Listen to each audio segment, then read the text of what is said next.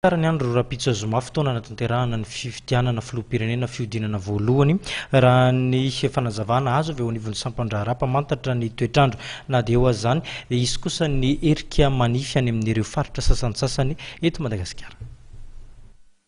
Maina ny andro rapitso eto amintsika amin'ny ankapobeny ho amin'ny faritra Sava sy ny any Fianarantsoa kosa no mety ahitana orana na erika manify ny folakandro. Ny tapaky ny volana Novambra izao no iverin'ireo avy amin'ny sampandraharapa mantatra ny toetrandro ilatsahan'ny orana izay hamaritra ny fahavaratra eto amintsika.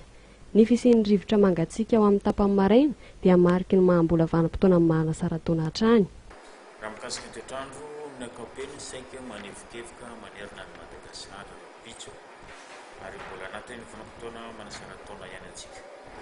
Ka any amin'ny faritany Fianarantsoa no mety ahitana orana tandrifon-drahona zany amin'ny fiafarany tolakandro ary androna malefaka kosa amin'ny faritra Sava sy Analakely.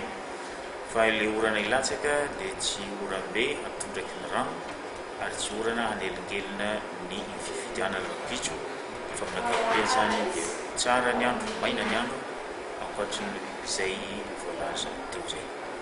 Na ny maripana moa dia mety foantany dia manodidina amin'ny 20 ka hatramin'ny 20 degré Celsius ny ambony indrindra fa ny ambany dia eo amin'ny 40 ka hatramin'ny 20 degré Celsius.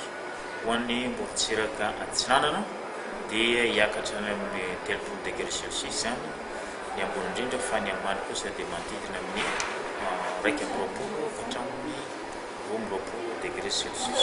Ny aty morontsiraka andrefana no mafana indrindra satria ny ambany dia eo amin'ny 13 ka hatramin'ny 14 ary hiakatra any amin'ny 13 degré Celsius zany any amin'ny Valo Sofia, Betsiboka ary Timenabe ao amin'ny Androvasina sy Imahapo.